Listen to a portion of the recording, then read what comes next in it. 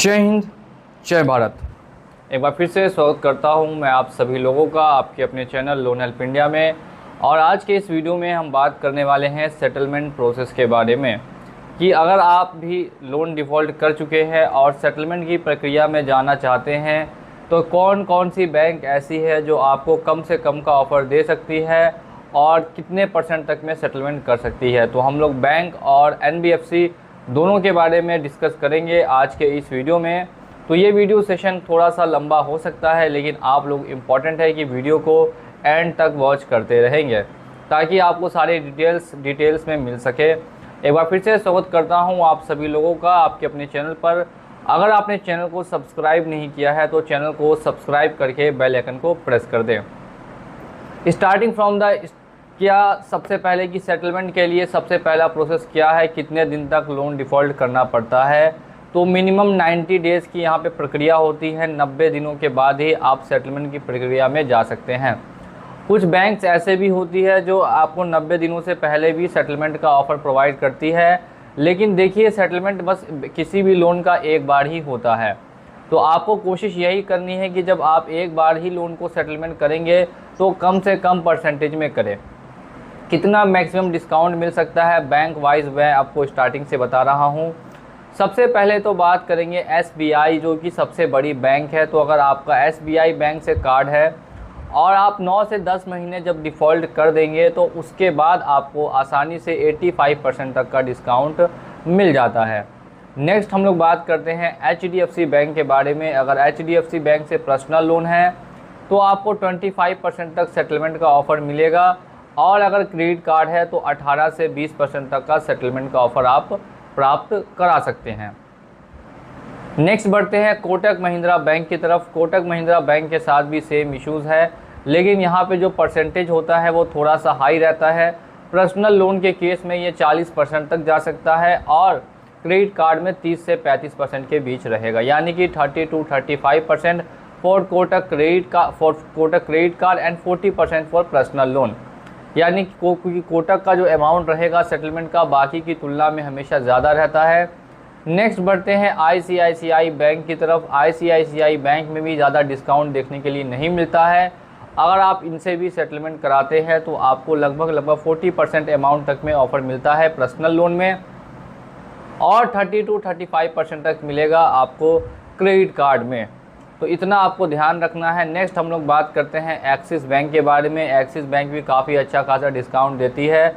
जितना ज़्यादा ड्यू करते हैं, लगभग 1 साल आपका जब ड्यू हो जाएगा तो 1 साल ड्यू होने के जस्ट बाद अगर आप सेटलमेंट के प्रोसेस में जाते हैं तो एक्सिस बैंक आपको 25 से 30% में ऑफ़र करती है सेटलमेंट, वो भी पर्सनल लोन पर। और क्रेडिट कार्ड की बात करें तो 18 से 20% पे यहाँ भी आपका सेटलमेंट हो सकता है। देखिए लेकिन सेटलमेंट में 2-3 चीज़ें आपको स्टार्टिंग में ही मैं बता दूं कि कोई ना कोई वैलिड रीज़न और वैलिड प्रूफ होना चाहिए आपके पास। जैसे अगर आपकी जॉब चली गई है तो आपका जॉब का टर्मिनेशन लेटर आपका वैलिड प्रूफ होगा। अगर आपके साथ मेडिकल कंडीशन है तो आपके जितने भी मेडिकल सर्टिफिकेट्स हैं वो आपके वैलिड प्रूफ होंगे। अगर ये सभी प्रूफ के साथ आप सेटलमेंट की प्रक्रिया में शामिल होंगे तभी आपको इतना कम से कम परसेंटेज में आपको ऑफ़र मिल सकता है। अदरवाइज़ थोड़ा सा ज़्यादा आपको सामने बैंक वाली कहेगी कि हम कम पे अप्रूवल नहीं ला सकते। अगर कम पे अप्रूवल चाहिए तो आपको कुछ ना कुछ डॉक्यूमेंट्स वगैरह प्रोवाइड कराने पड़ते हैं।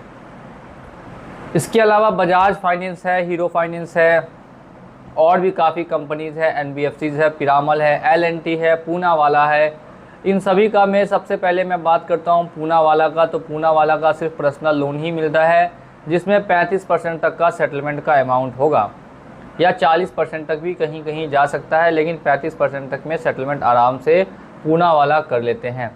RBL बैंक के बात करते हैं कि RBL बैंक का अगर आपका पर्सनल लोन, क्रेडिट कार्ड, कुछ भी क्रेडिट कार्ड का लोन कुछ भी हो तो 15 से 20% से ज़्यादा अमाउंट आपको नहीं लिया जाएगा सेटलमेंट के बेसिस पर। आप 15 to 20% पे सेटलमेंट ईजिली करा सकते हैं। अगर 1 लाख का लोन है तो 15,000 रुपये में चुका सकते हैं, 20,000 रुपये में चुका सकते हैं।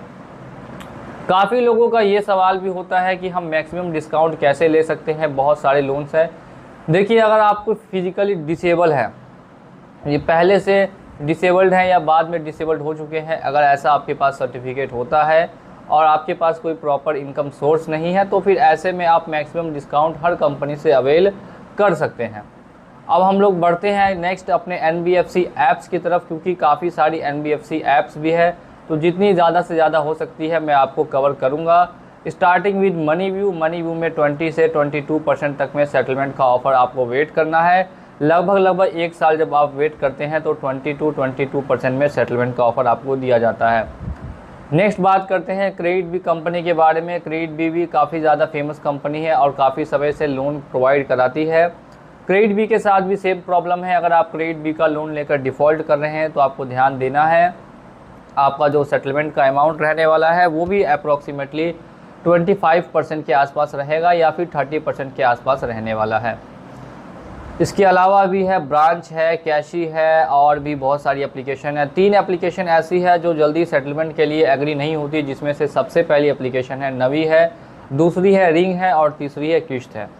इन तीनों का सेटलमेंट प्रोसेस काफ़ी लंबा चलता है और काफ़ी समय लगता है सेटलमेंट कराने में, क्योंकि किसी को पता नहीं है कि आखिर इसका सेटलमेंट होगा कैसे।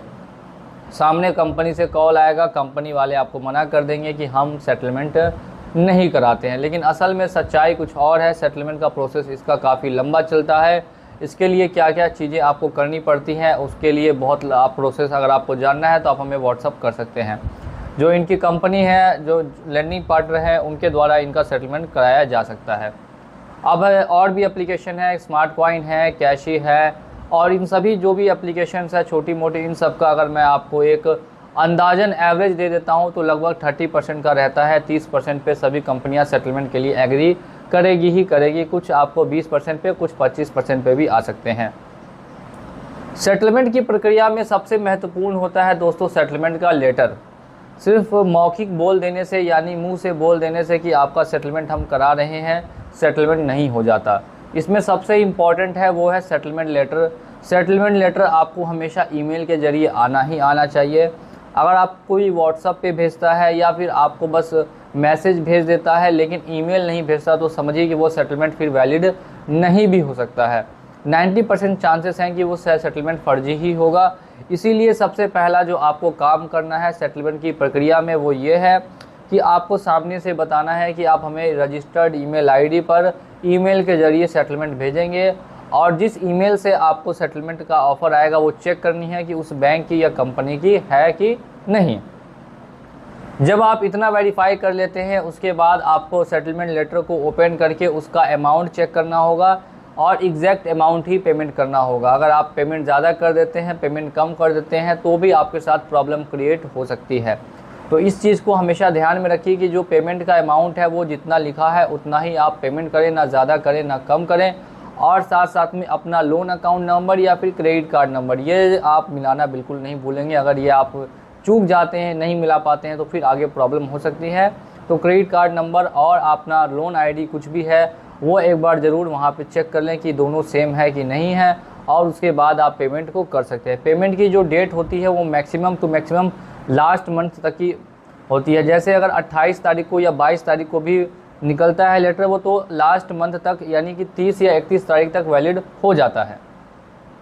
पूरे मंथ वैलिड वो रहता है। जिस महीने में लेटर निकला वो उस महीने में वैलिड रहेगा, लेकिन उसके नेक्स्ट मंथ में अगर आप चाहेंगे पेमेंट करना तो फिर वो वैलिड नहीं होगा। बेटर यही होता है कि आपको जो डेट दी है उस डेट पे पेमेंट करें, उससे ज़्यादा ना लेट करें ना जल्दी करें। और अगर नहीं ऐसा कर पाते तो फिर आप मंथ के लास्ट तक का वेट कर सकते हैं, उससे पहले लेकिन आप ध्यान रखेंगे, एक बार कस्टमर केयर से कंफर्म कर लेंगे कि आप सेटलमेंट का पैसा थोड़ा लेट से जमा कर रहे हैं तो क्या वो वैलिड होगा कि नहीं होगा। इन सभी चीज़ों का आपको ध्यान रखना है। और अगर आपको भी सेटलमेंट की प्रक्रिया में शामिल होना है और आपको कुछ भी डाउट आ रहा है तो आप हमें कमेंट में पूछ सकते हैं या फिर हमारे दिए गए व्हाट्सएप नंबर पे आप हमें संपर्क भी कर सकते हैं। इसी के साथ चलिए चलता हूँ आज के इस वीडियो में, मिलूँगा अगले वीडियो में बहुत ही जल्द। जय हिंद, जय भारत।